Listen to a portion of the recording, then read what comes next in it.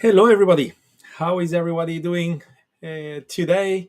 Ready for the session, my friends? Well, it's a pleasure for me to connect, like we always do, typically once per month, to go over trading things. Today, being a little bit of a different session compared to prior sessions, where we're going to be doing a lot of customization, a little bit of a techie session today, less about the markets, more about the tech, and hopefully it's going to be fun.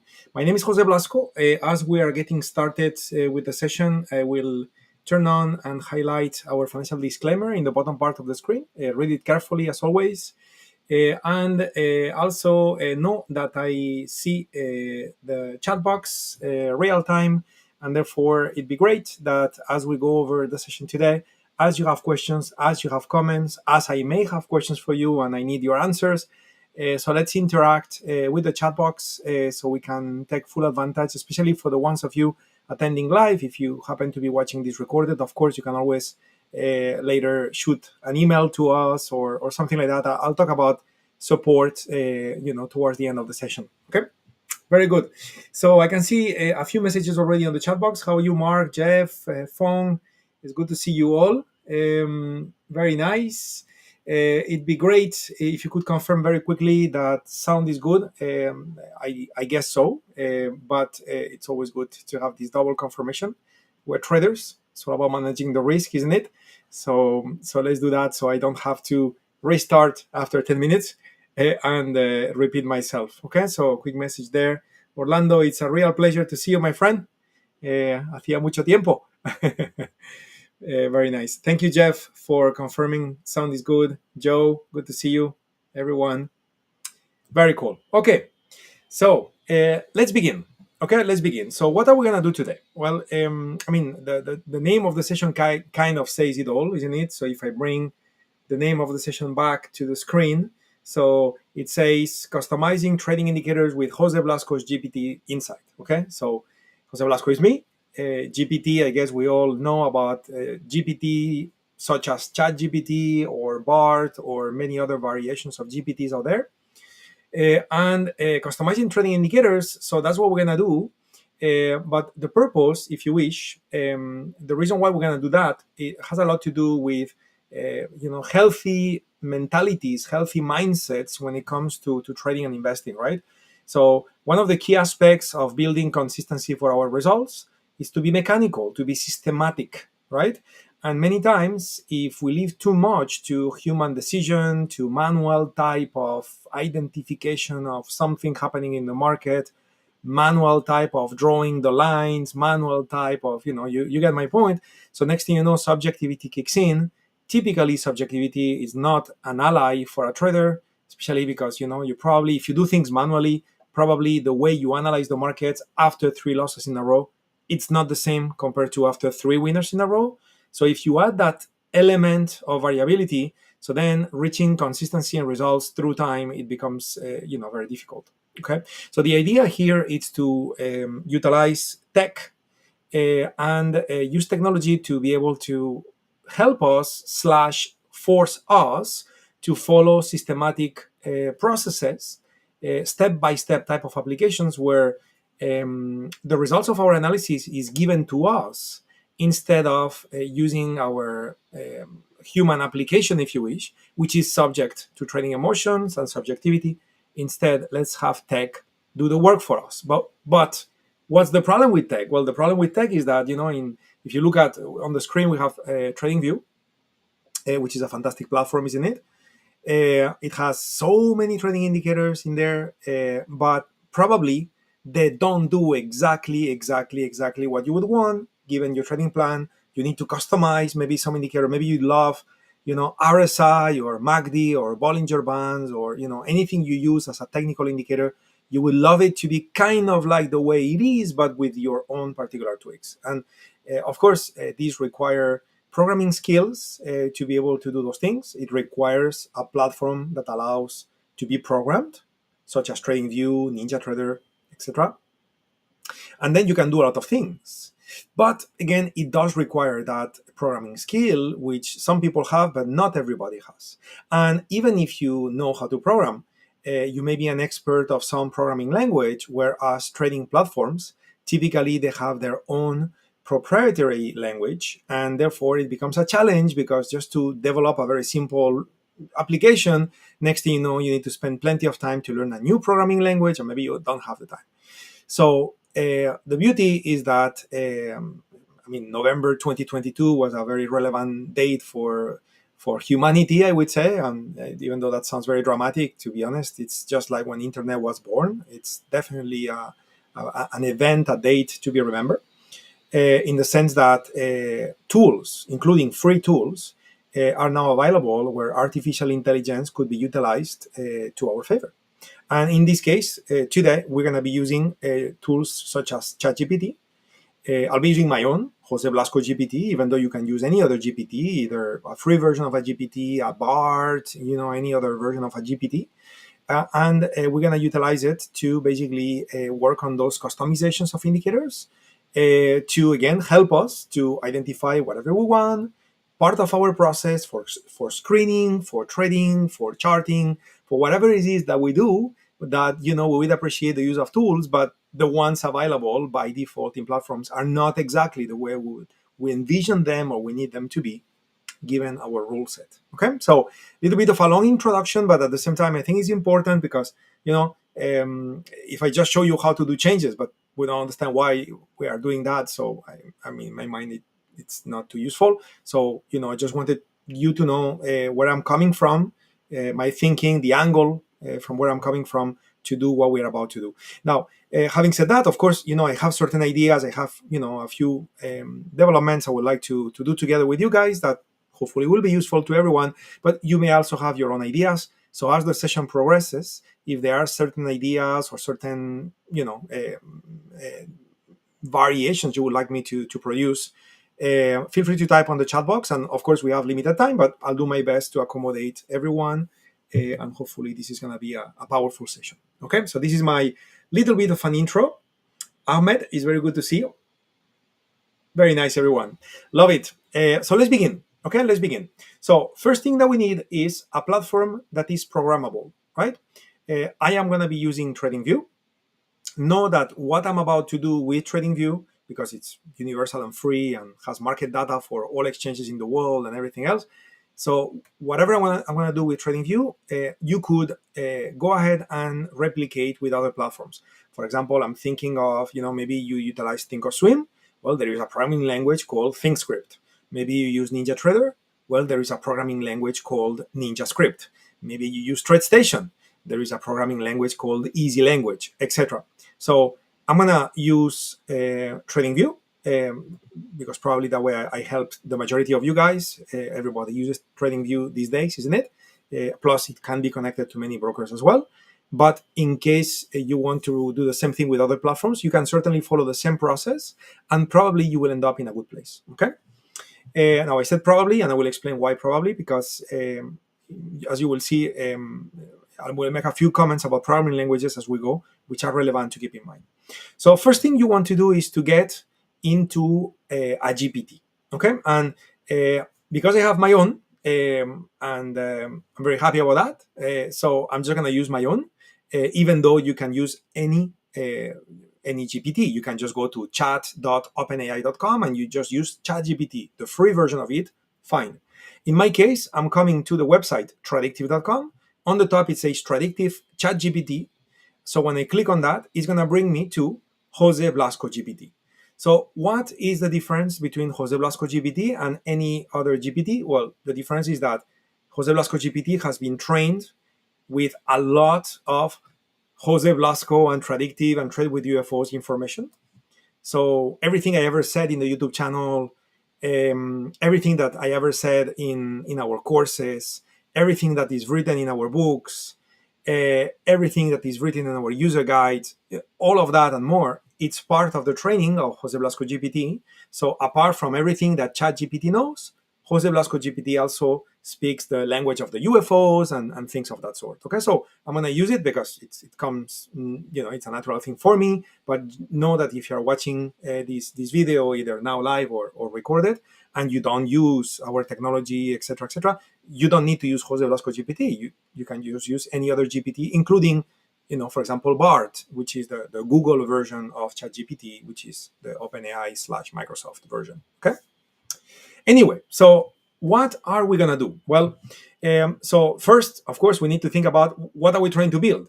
So and I have an idea. So my first idea is gonna be a variation of a Bollinger Band indicator, and I will tell you why. Again, we can build anything. That's the beauty. Now, to be honest, now we are in front of a drawing board. We can build whatever we want, right?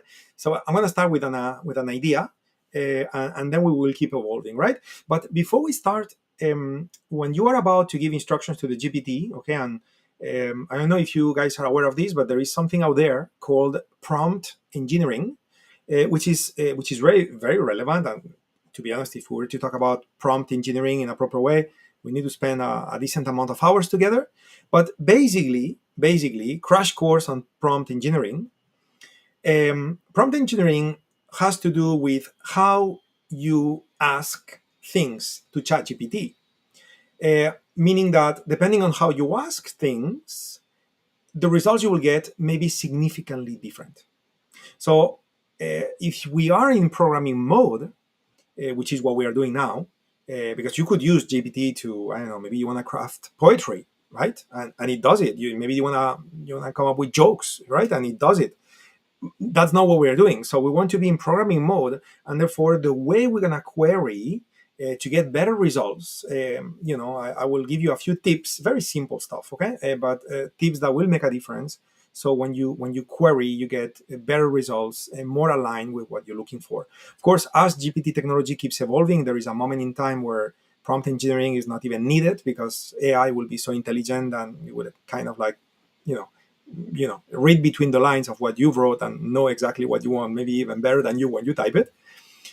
But we are not there yet, and therefore, as you input your request to ChatGPT, depending on how you do it, you get significant differences on results. Okay, so I'm going to give you a few tips. And before I do it, because this is a little bit of a crash course on prompt engineering, I also need to add something important. For the ones of you that are newer to generative AI, it's important for you to know that when you deal with AI, the way I think about it, and call me crazy, but the way I think about it is I'm dealing with another person. I don't think I'm dealing with a computer. Why? Because when I think I'm dealing with a computer, I mean, I've used computers for decades, and I always expect the same thing. Like, for example, if you're using Microsoft Word and you click on the bold button, your text becomes bold, and this happens every single time you click the bold button. Whereas with ChatGPT, if all of us are typing the same request, we will all get a different response. We will all get a slight variation of the computer code that is going to be generated. We will all get a slight difference in whatever poetry was produced or joke, right? Because AI is truly mimicking the way a human brain works, and every session is independent of each other, and therefore it's like you are dealing with a person, right? And what happens with people? Well, how many times it happened to you that you explain someone what you want to do and the person misunderstood, or the person is not as precise as you would like, or as professional as you expected, and next thing you know, the response you got from that lawyer, financial advisor, you name it, doctor, nutritionist, you name it, the response you got was not satisfactory. Well, the same thing happens with AI. So when you are about to start programming or creating variations of indicators that already exist, it's important that first you keep in mind that you may or may not get the responses you need, and the way to keep interacting with GPT to get what you need is just the way you would do it with another human person, depending on the answer. If the person comes back to you with a response that certainly feels unintelligent, well, probably you need to be more patient at giving details. If the person comes back to you with responses that are more intelligent, well, then you need to explain less and you get what you want. So each session with ChatGPT is random. And therefore, sometimes with the same queries, you will get answers that are straight to the point. You don't need to correct anything. Where sometimes, it will take you 45 minutes to get to something simple because it was misunderstanding on top of misunderstanding. this will happen. Okay, so just keep that in mind. And therefore, a healthy way to think about it is think about your GPTs as another being. You name it synthetic, a synthetic being, a computer being, whatever you'd like to call it, that you decide. But certainly don't think about it like it's a computer application where given input ABC, you get output XYZ. That will not be the case. Okay, so this is for the ones of you that are not too experienced with GPT technologies, so you need to keep this in mind. Okay, and now we begin. So we begin, and the way you want to begin, again, talking about prompt engineering, first is kind of like setting an expectation, creating a framework, explaining, not even before you are going to explain what you want to build, you need to explain, you know, who are you dealing with. And a great way to do that is basically to tell, in this case, Jose Blasco GPT, who is Jose Blasco GPT, right? So I'm going to type, okay, and because when I think of AI, I think of another being, a synthetic being, but a being. So I like to be kind. So I'm gonna start with, you are an amazing coder who produces Pine script code for TradingView like no one else. Okay, so now you may be like, wow, Jose is really showing how Spanish he is with so much drama in this introduction sentence. Well, believe it or not, it makes a difference. Okay, if you just start like, I want to create a variation of Bollinger Band, you may get the code, even though you give a fantastic explanation and you even say TradingView in your explanation, you may get code in C language or JavaScript. So it's important to kind of like start, let's call it massaging, kind of like creating an expectation. Let's say you are a teacher in a university, you're going to talk to a crowd of 200 students, and they've never seen you before. So it's good to start setting the expectation. What is it that you're going to teach? In this case, what is it that we're going to request? And therefore, who is the guy in front of us? So this makes a difference. And again, this is a crash course at the speed of the light on prompt engineering. I'm just giving you a few tips. Now, talking about Pine script, and this is a trick, okay, as well. It's very important that we tell GPT that we want to use version 5 of Pine script. When TradingView was invented, there were multiple versions of the programming language for TradingView, which is Pine script. And a lot of the data that ChatGPT has been trained on was not version 5.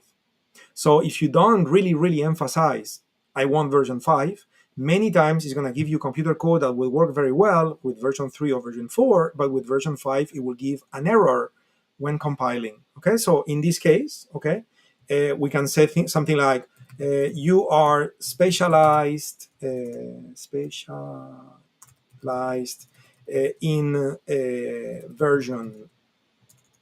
version 5, and everything, fat fingers today, everything you produce is done with Pine script v5. Okay, and notice I repeated twice Pine script there, so I'm kind of emphasizing. Okay, so at this time I am defining who is the GPT, and I'm treating the GPT like it's not the most intelligent being, which the fact is that the thing is pretty powerful. But at the same time, in this initial phase, I'm really making my point of what I want to produce. Okay. And again, talking about tricks and prompt engineering, the reason why I'm being so specific here and so persistent with this concept, it's not only to save you time, but also because if you think about the amount of programmers in the world that program stuff related to financial markets versus the amount of programmers in the world that program everything else, obviously the percentage of programmers who program financial services stuff, it's a very small portion of the pie. And therefore, by default, ChatGPT would be very comfortable producing, CNET, C++ code, JavaScript, all sorts of things. But when it comes to Pine script, it's like something strange to ChatGPT. So I really want to emphasize that at the very beginning before I start requesting what I need. It will really alleviate the following part of the process. Okay. Very good, Orlando. Great, you're working in parallel with me. That's a great idea.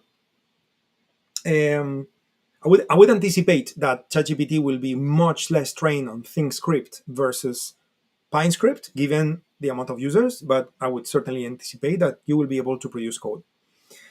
Okay, so now, so what are we gonna do? Well, I need your help to produce new TradingView indicators and or modifications of existing indicators available. Oh my God, what's happening to me today? Available in TradingView by default. Okay. So this is gonna be kind of like my first, introduction. So now ChatGPT is gonna get back to me, and for whatever reason, it's taking a long time. Okay, now, so it's gonna tell me, and it's important to read what it says, even though sometimes we kind of skip it because it looks good, so you keep going. But sometimes you realize that the interpretation of what you said is not right here. So in the very beginning of the chain of chats that you're gonna have with the GPT, it's important that you confirm that he got you, right? Because if he didn't get you at the beginning, then you may have to do consistent rectifications of whatever it produces. Okay, so it's important to do that first step. So this is again my little trick. There is so much more we can talk about it. To be honest, this is just the tip of the iceberg when it comes to prompt engineering. But and by the way, you can Google prompt engineering and you read stuff out there, and you will learn very nice techniques and tricks. But for this particular project with PineScript, again, this I can certify that this will help. Okay, and that's why I spent this time. Anyway, so let's begin with the first project. Okay, so let's begin with our first development. Okay, so what are we gonna do? Well, I want to create a variation of a Bollinger Band to be plotted as a subgraph under the main chart, and I want such indicator to calculate the distance between bands as a measurement of volatility in the markets. Okay, so in other words, the Bollinger Bands, if I go back to TradingView, let me turn off auto UFOs. If I get click on indicators and click Bollinger Bands, so I select Bollinger Bands. So if I get the Bollinger Bands, you can see there are times where the Bollinger Bands are not too wide, and there are times where the Bollinger Bands are super wide, right? So this has a lot to do with whatever volatility. When you have big moves, the bands expand. When nothing's happening, the bands contract. Okay, so obviously none of those situations are typically sustainable. When a market remains quiet for way too long, typically you will have an explosion in one direction or another. When a market is moving too far, too fast in one direction, typically at some point it will not be sustainable, and you will have often a sharp change of direction in the opposite direction. So the idea is to create an indicator that will help me to spot that without looking at the bands. Okay, and I'm going to put it on the subgraph because later I can even play with adding more functionality to it. But this is trick number 2 when you are building indicator or rectifying indicators. It's not a very good idea that you craft like beginning to the end a million different types of instructions, because even if ChatGPT understands you well, if there is some error on the code produced on the version 1 of the code, then the rectification of the codes may mess up all the logic you wanted to implement. So it's kind of like better to start with something small, make sure it works, and then add more instructions and keep creating variations of the indicator with more functions until you get to the final result. So in this case, example number 1, It's a Bollinger Band example. And I'm starting here because Bollinger Band already exists. So what I'm going to do is I'm going to use the current existing code. I'm going to pass that to ChatGPT, and then I will create a modification. My second example will be building code from zero, from nothing existing. Okay, that can be done too. I'll do it after. For now, just to kind of like take baby steps, we'll start with something that already exists. Oh yes, the banner. Got you. Sorry guys. Thanks for letting me know. It's good to see you, John. Good to see you, Fernando. Very nice. So anyway, so let's continue, right? So to deal with Pine script code on TradingView, there is on the bottom part of the screen there is this Pine editor tab where everything is going to be happening. When you click on this tab, the screen slides up, and you have this space where we will copy and paste the computer code. You can make this larger or smaller by dragging it up or down. You can even click on the little maximize panel button here on the right, and then the whole thing becomes the screen. And then you can restore it down this way. And then if you click on the tab one more time, it goes back down, and you get full view of the chart again. So as you are developing code for TradingView, for sure, you need to get into the Pine editor section, and you will be expanding and contracting and double checking and reviewing things visually. So expect me to move up and down multiple times. If you are doing this with me in parallel, so just make sure that you locate Pine editor. If you have questions as I go, let me know. Anyway, so first thing we're going to do here, because I want to load the code of the Bollinger Band indicator, which comes by default on TradingView. If you click indicators, you go to technicals, you type Bollinger Bands, right? So it's right here. It's under technical, it's not under community script. Community scripts are indicators that have been built by, these guys. Okay, these guys have built those indicators. The ones on top are made by TradingView, so they are default indicators. Bollinger Band is one of them. Therefore, inside the Pine script editor section, I can go to open, and I can load the built-in scripts, and I can search for Bollinger Bands, and here it is. And when I click, I get the code. Let me expand this. So this is the code, 24 lines of code using Pine script language. This is the Bollinger Band code, okay, the default one. So I'm going to copy, okay, so Control C on the keyboard or right click copy. I'm going to go back to the ChatGPT, and I'm going to continue what I was writing. I said, let's begin with our first development. I want to create a variation of a Bollinger Band to be plotted as a subgraph under the main chart, and I want such indicator to calculate the distance between the bands as a measurement of volatility in the markets. Here is the Bollinger Band standard code. And I paste the code here, and I hit enter. So now ChatGPT knows what I want. It has the code, and now ChatGPT is thinking. Okay, so ChatGPT is thinking, and I'm noticing that for whatever reason it's running a bit slow today. I mean, if you are using OpenAI, probably you've noticed that in the past few weeks, as they've launched a lot of new customizations, its system is running a little bit slow, especially at this time, which is when everybody's awake in the US, and there are many users using it. But yeah, so hopefully it's not too slow during the session live. So notice how the code is being produced automatically for us. So it's talking about what it's producing here. This indicator will calculate the distance between the upper and the bottom bands and display this as a histogram in a separate panel below the main chart, blah, blah, blah. So it keeps going, and then you have an explanation here. This script defines the indicator that calculates the Bollinger Band, blah, blah, blah.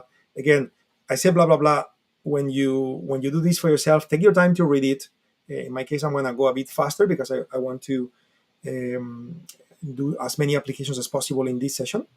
And then here, notice that when you create computer code on the upper right portion of this box, you have a button to copy the code, which allows you in one click to copy the whole code, and now it says copied. So now I can go back to my TradingView, and I want to put it here and run it and see how it looks like.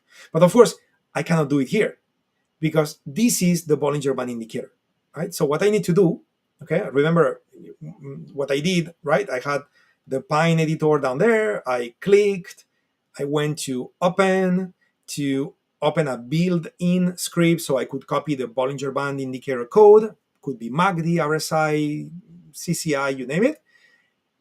And that's why I have this on the screen, but that's not what I want. What I want to do now is I want to create a new indicator. So I'm going to click on new indicator, and that's going to create a blank window for me. It's not totally blank. It's giving you some basic initial parameters, but you know what? I'm just going to delete the whole thing because I got my code. I just copied it from ChatGPT, and now I'm just going to paste it.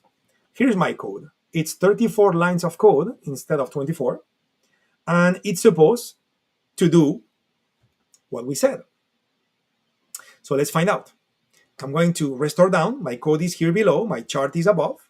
And now notice that here there is an option to add that indicator to the chart. I can certainly save it and give it a name and all of that, which I will do in a moment. But right now I'm still in testing mode. I'm still building. Okay, so there's no need for me to give it a final name yet or anything like that. So I'm just gonna add it to the chart. And the moment I add it to the chart, two things may happen.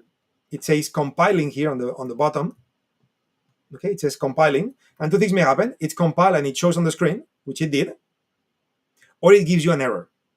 In this case, it didn't give an error. Great. Believe me, we will find cases with errors. Okay, so we'll look at that. So notice how we have this line that goes up and down, and if I was just to compare, if I was to go back to the Bollinger Bands, the ones which are standard. We said that when the bands, okay, I cannot do that. I'm using a free version of TradingView here, so I cannot, with the free version, you can only have two indicators at a time. So the one we created and the Bollinger Band is going to be two. So I just removed auto UFOs. We'll put it back later. And so here's the Bollinger Band. And notice how here the band is very large and my indication is very high, whereas here the band is very narrow and my indication is very narrow. So it does look like this tool is doing what we ask it to do.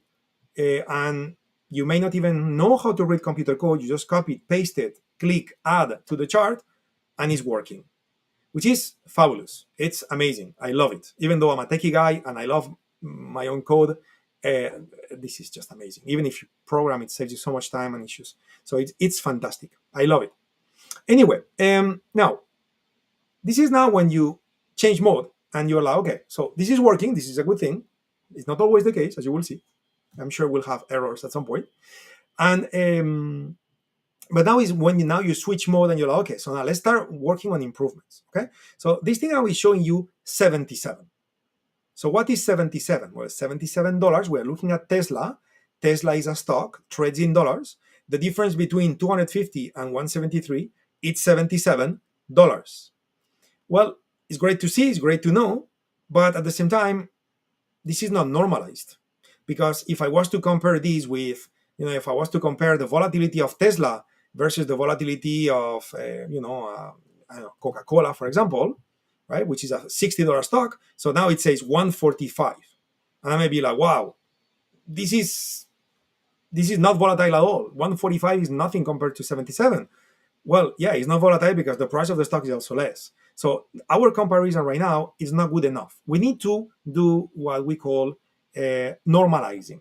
Okay, we need to go ahead and normalize those values so they are equivalent across the board, no matter if you're looking at futures or stocks or currencies or volatile instruments or treasury bonds. It doesn't matter what.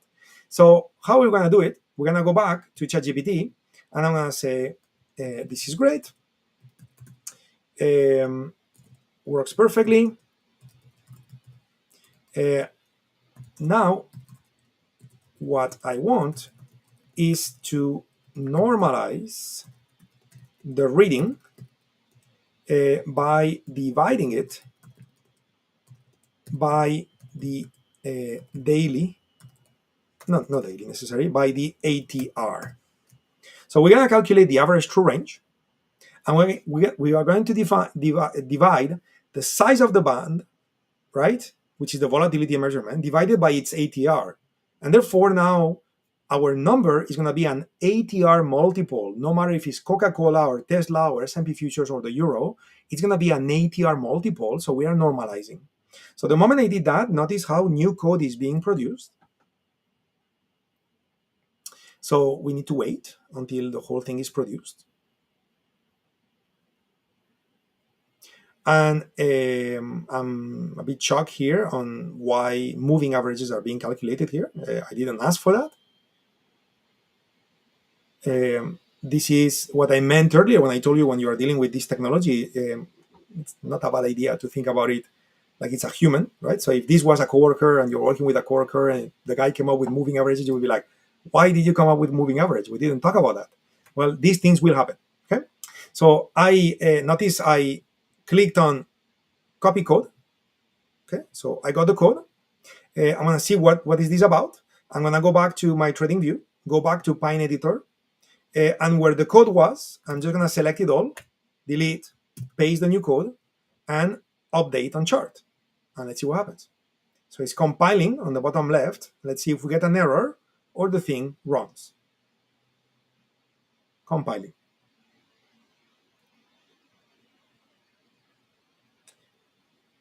Orlando, I see your message. I will read you in a moment if you don't mind.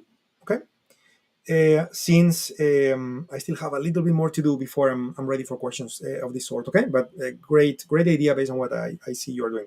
So what do we have here? Well, we have a line that looks very much similar to the one before, but now it says 2.18.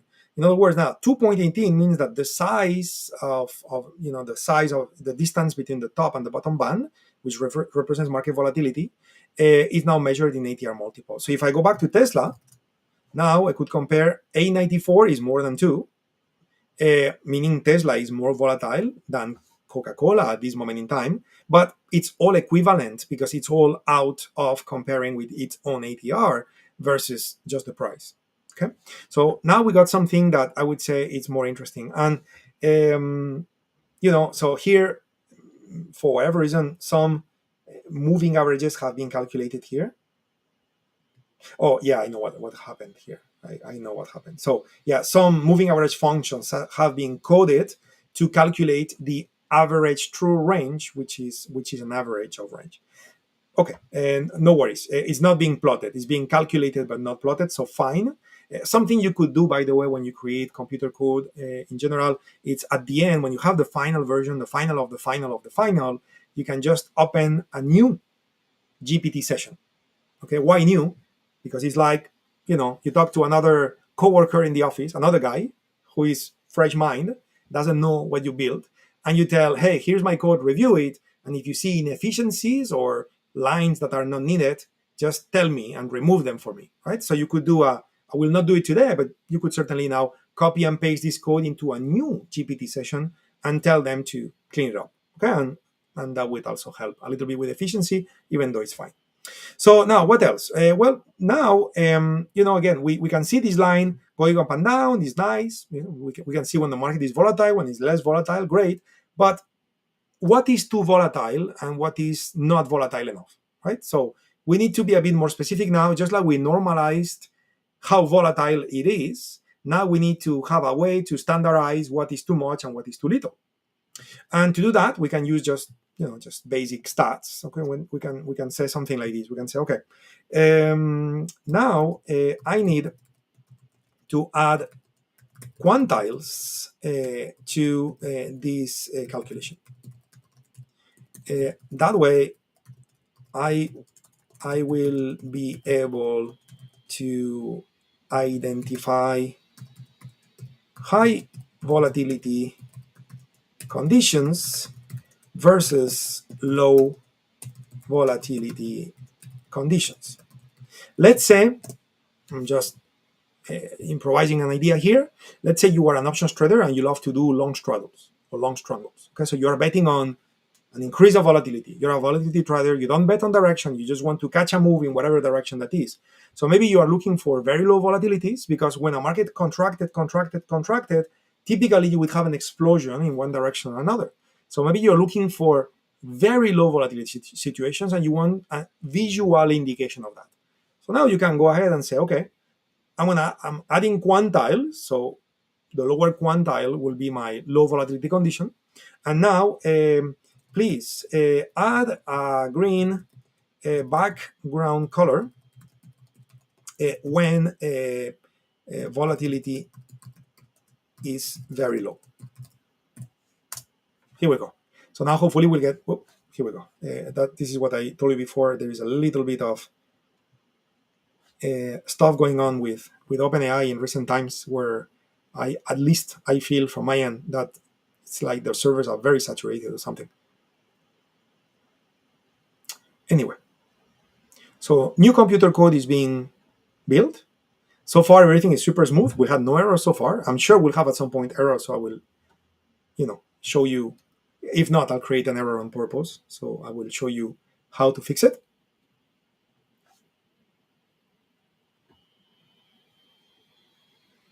Okay.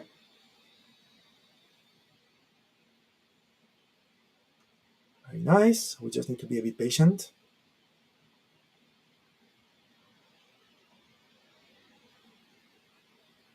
So here is the percentile calculation that is being added. Some plotting, BG color, so it's adding color to the mix.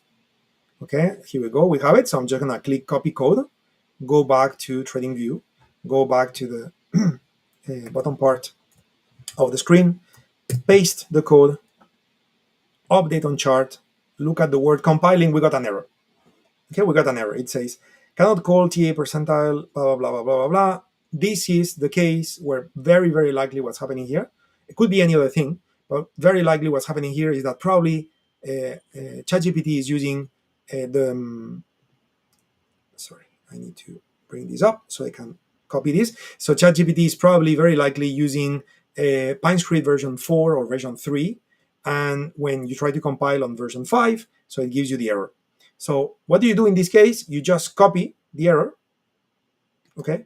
And you don't even need to say too much. You just copy and you paste it following what GPT gave you. Again, something went wrong. So I need to regenerate. Here we go. So error, okay? So the error I was given, I just copy paste. And now it's telling you what the mistake was. And now it's gonna correct the code and give it to you. And in most of the cases, when that's the case, it will work. Notice I said in most of the cases. So I will share a little bit of a trick in case you get stuck, because there may be instances where you do this like 5 times and you copy and paste code, and 5 times you get a different error. And it's kind of like you have a loop where it goes from error 1 to error 2 to error 3 to error 4, error 5, and then goes back to error 1. It kind of it keeps repeating the same mistakes. So there are certain cases where these may happen. Again, with PineScript specifically, it has a lot to do with the fact that maybe we didn't do a good prompt engineering at the beginning, emphasizing the fact that we want to use version 5, because there is much more training on the other versions than 5, which is the last version. So that error may happen. Okay, but I will explain later how you can fix that. Okay, so I just copied the new code. We're gonna paste it. Okay, and I'm gonna update on chart. So the word compiling is back there, and now we have a different. This is not an error; it's an unexpected result. Okay, so I'm gonna copy it to ChatGPT as well, like if it was an error. Okay, and I'll come back in a moment to find out what he found. Again, I keep having those regenerate problems. Again, at least from my side of the world in Asia, when I am using GPT during US market hours, it often generates problems of this sort. So now notice how this is green, right? Notice it coincides very nicely when the bands are very much contracted. Okay, here is green. Okay, also a compressed band. Here is green. Also, it was a compressed band, and then you got the explosion. So now you can see, even though I'm zooming out a lot, but you can see those green backgrounds, which basically are telling you, when whatever market condition of your interest was happening is highlighted for you. And of course, the highlights in this case, you went for green background, but you can just tell him write a text on the screen, or just add a triangle on the upper part of the chart, or whatever you want. ChatGPT will program it for you. Okay, I just went very simplistic. Anyway, going back again. Let me do this again. Now notice how the error message we got was orange color, and that means it's a warning, it's not an error. But again, not nice to have a warning. So let's see if we can correct, or at least understand why.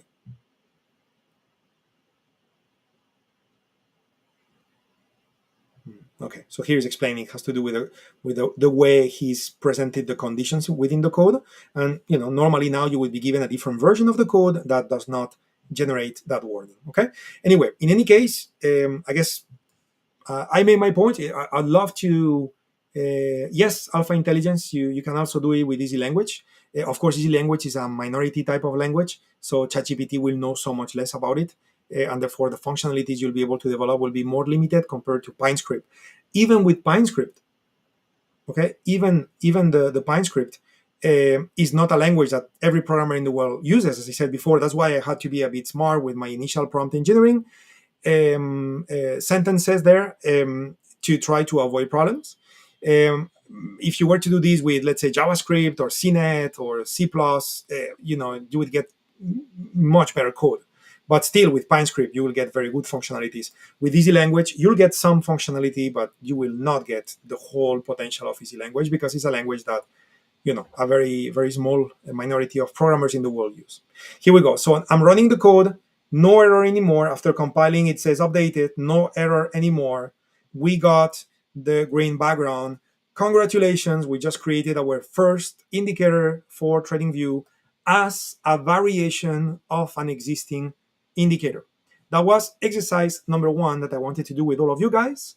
I'd love to hear from you on the chat box. It'd be great to hear, how useful this is for you. Maybe you have ideas that you want to share. Now that I know I can do this, I'm planning to do something like that. I'd love to hear from you guys, and if I have time, for sure, I'll try to implement some of it. And while you're doing that, I'm going to go for idea number 2 that I had before we started the session today, which is going to be, I'm just going to close this, if that's okay. The idea number 2 I have in my mind is not an idea where I would use an existing indicator and create a variation. Idea number 2 is an idea where I would create an indicator from scratch. Okay, from scratch. So to be honest, it's the same thing. Okay, but back to prompt engineering. You gotta be fine on how you explain things, because if you think about it, in this first exercise that we did, you remember how I copied and I pasted the code? So this is a lot of context talking about prompt engineering. Even if your wording when you explained earlier what you wanted to do was not very fine, because you are copying and pasting computer code, the odds that ChatGPT will really understand very well what you are trying to do is pretty high, because you are giving code example. So when you are not giving code example, which is only human words, again, you may get in trouble. And typically getting in trouble has to do with explaining too much or explaining things in a way that are too complicated. So think about the principle, less is more. Remember, if you want to build an indicator with a lot of functionality, don't phrase it all at the beginning. Phrase kind of like the framework first with the basic functionality, and then keep adding stuff little by little as you get code working, and you keep creating variations until the final version. Okay, don't do the whole thing from the beginning. And when you phrase what you want to do, just try to keep it very simple. You can even use kind of like bullet points, that kind of thing, so there is no confusion. Okay, so in this case, so let's do our second development. Okay, so for example, this is important as well to express. because you are now telling ChatGPT that what we're going to do now is not related to the prior code. Because, again, depending on how you phrase things, ChatGPT may assume that what you're doing is depending on the prior requests, right? So let's do our second development. This is not related to Bollinger Bands. Okay? Or you can just start a new ChatGPT session just to start fresh. Okay? But it's important to draw the line there so it's clear. Okay, so what are we going to do? Well, I want to create an indicator that draws horizontal lines in an intraday basis, in a daily basis. And now I'm going to use bullet points, right? So one line goes above the open, above the daily open, by the daily ATR value. So in other words, I'm taking the open of the day, and I'm gonna draw a horizontal line above by the amount of the ATR. Okay, this is a classical technique to understand in a daily session. You know, when a market has moved too much and probably it's overextended for the day, and you want to stop trading or collect profits there, and that's it, call it a day. So that's what we're gonna do. We're gonna visually represent what is one ATR above and one ATR below the open of the day. That's what we're doing. So one line goes above, one line goes below the daily open by the daily ATR value. Okay, that's it. So notice how I'm trying to be as simplistic as I can with the wording. To be honest, because I was thinking to be very simplistic at typing, I think I did a pretty poor explanation as I was explaining it with words, because my brain was kind of thinking to be very simplistic, right? But hopefully you understood what I'm trying to do. And here's the code being produced. Again, this initial paragraph, which is being presented to us, always a great idea to read it, not to skip it. Today, I'm just going straight because, again, we have limited time. But it's certainly a very good thing to not to go so fast, okay? And read carefully what you are given. Sometimes you may realize that what you are given is not in line with what you asked because you did not ask correctly. Maybe you repeated the word below twice or above twice, things like that. Okay, so copy code. I'm gonna go back to Tesla, go back to the Pine editor. Here is our prior code. Okay, so I'm gonna go new indicator. I never saved the prior one. This second indicator, I will save it so you see how it's done. I'm gonna delete everything and paste the code. In this case, we have 23 lines of code, and add to the chart, which, by the way, the chart I would like it to be, let's say, a 5-minute time frame. Okay, add to the chart, and I got multiple errors. Okay, so I got multiple errors, no problem. I'm just gonna copy the whole thing, go back to ChatGPT, and just paste it. I don't even need to explain, I got these errors. You just put it there, and ChatGPT knows that this is errors. Reading your questions, David, very good to see you, my friend. Alpha Intelligence, we want AI to tell us when price is 0.1 away from a UFO and tell us the time frame too. You could certainly work on things of that sort. It's much more complex because now you need indicators to talk to indicators, because auto UFOs is a different indicator, so that kind of like exceeds the purpose for today's session. But there are possibilities on how to do that. Okay, you can even program with a Pine script a process that captures elements, which are drawing elements on the screen. The circles, the rectangles, all of these are elements that have price points. You can capture that from Pine script, and those are your UFOs, and then you can set alerts.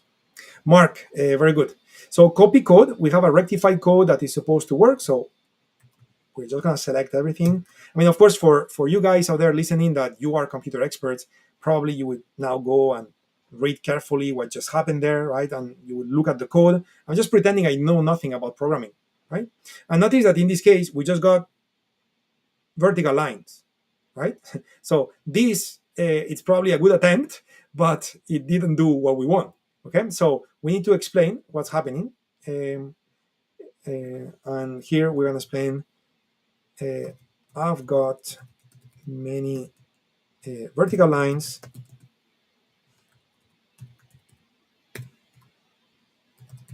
instead of two horizontal lines for the day. So you would explain it, and a new piece of code will be developed. Here is, I'm also looking at the time, we have limited time. Here's where we are now a little bit at risk of seeing the type of problems I was mentioning before. If we were programming some application with, let's say, CNET, which is a programming language used by millions of programmers in the world, probably this type of runs would not be happening. You would just get code that is working very efficiently most of the time. But with languages like PineScript, ThinkScript, Easy Language, NinjaScript, because again, ChatGPT has much less training with that. We sometimes get into these loop situations where what's being produced keeps not being what we're asking. Okay, so let's find out if this code will produce what we want, and if it's not, Pine editor. So you will see me how I try to attack the situation. We got an error. Okay. Again, these type of errors, just be patient with it. Okay. Again, one more time, if this was JavaScript, those errors would probably not happen. But with PineScript, often, for whatever reason, ChatGPT keeps going back to using nomenclature or semantics or syntax from version 4 and version 3. And you will get those errors. Good news, you copy paste and it's corrected. Right? So that's the good news. So anyway, let's see if the code is working. And if it's not working, you will see me how I attack. Typically, we have lack of time. So typically, I would keep interacting with ChatGPT, explaining what I want with more detail until he gets it. But there are times where when you're in the process, you can totally feel the conversation is stuck and there is some sort of a misunderstanding that happened before, typically because we said too many things. Again, less is more. And then ChatGPT that remembers prior chats gets stuck, and there is no way to get out of this loop. Okay, so if this doesn't work, I'm gonna pretend that we are in a loop, and I will show you how to kind of fix it. Okay, so we have another error. Okay, those are errors. This is not misunderstanding. This is just code that has not been produced properly. So I'm just gonna keep pasting it here. And remember, let's say you get to a point where you've done that 20 times and it's not working and it's not working, it's not working. It doesn't mean ChatGPT doesn't know how to do it. It means that the ChatGPT you got today doesn't know how to do it. So you just close the session, you open a new one, you start from the beginning, and that's another ChatGPT. And going back to what I told you before, that each session with ChatGPT is random, is like you are dealing with a different human. And let's say you work in a company with a team of programmers, and every time you are dealing with a programming project, it's a different programmer. Of course, they all know more or less the same stuff, but they don't all have the same IQ. They don't all have the same experience. They don't all have, etc. So you would get different results, and some programmers are better than others, just like some chat GPT sessions are better than others. Okay, so don't get, I hear many people sometimes, that they get like, they almost get upset with ChatGPT, and it's like, this is not working, this is not good. No, just treat it like you would treat a human. Okay. So, and in this case, it's really challenging me, like it would happen sometimes to you when you are doing this. Okay, so I'll do it one last time, and if it doesn't work, then I'm gonna scroll up and I will show you what you can do to simplify the process of not keep getting stuck. With PineScript, this will happen, okay? This will happen. Okay, I don't see any more questions or comments on the chat box. So I guess we are all in patience mode, waiting. it's nice that ChatGPT is giving you the code, one line at a time. It gives you the opportunity to read like you are chatting with someone. That's nice. But to be honest, when computer code is generated, you may want to also take a look at BART, which is the Google one, because when you chat with BART, you don't get like writing on the screen like it's happening here. It's just the whole thing is given to you in one shot. So it may force you to go up and down and read and reread things. But when it comes to just grabbing the code and copy and paste, which is what I'm doing now, maybe you like it better. So again, do some experimentation with different tools. What you're learning today with Jose Blasco GPT applies to different ones. Notice this is exactly what I meant before. So now it's back to the same error with the upper line object that we had at the beginning. Okay, so and that I am telling you is using version 3 or version 4 in the code instead of version 5 syntax. So we have an error. When you correct it, it's messing up another part of the code.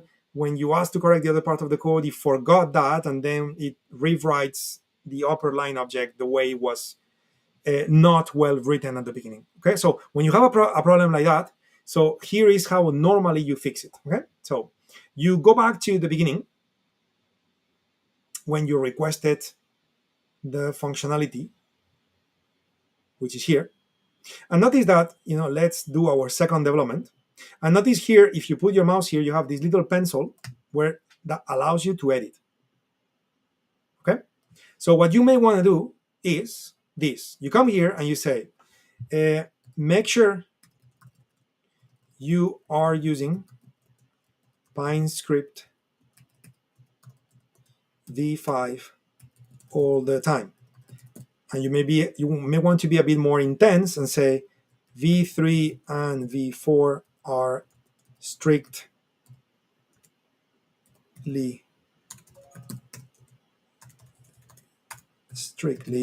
prohibited. What's happening to my typing today? Strictly prohibited, right? That kind of thing. Those are very strong instructions that help. Just like earlier I mentioned, simplicity, less is more. Very strong instructions like this. It's useful as well. Another thing you may want to do is this. I won't do it because of lack of time, but I will give you an example. So errors you may get if you don't are, and then you copy paste the errors we got before, right? So those errors that we pasted here, for example, you copy, you go back up, and you paste them here. Okay, and you would just put the whole list of errors and you save and submit, and now the whole thing restarts from that point. So all the errors made before are now forgotten, and you just continue here from, let's call it a fresh start, where you are enforcing a little more what you know will work versus what you know will create problems.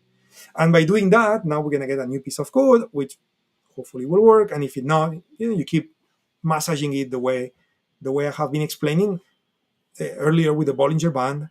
Again, it's when you get this beginning of your version 1 of the code that is working, from there creating variations normally is very smooth. But sometimes, especially when you are building an indicator from zero, that's why I kept this example for the second example, again, because it's all human language. So there is lots of room for interpretation, especially when using languages like PineScript, and you will get more of those errors. So that's why I'm giving you those little tips on how to work around errors if you get them. With the prior case, as you recall, as I said, it was very smooth, and one of the reasons why is because I did copy the default computer code for the Bollinger Band. So that basically forces ChatGPT to really understand what we're doing, because it's already version 5 of the code, right? So that really helps. Okay, so that's why today, in my mind, I wanted to cover two examples. One, updating an indicator that already exists, and the other one,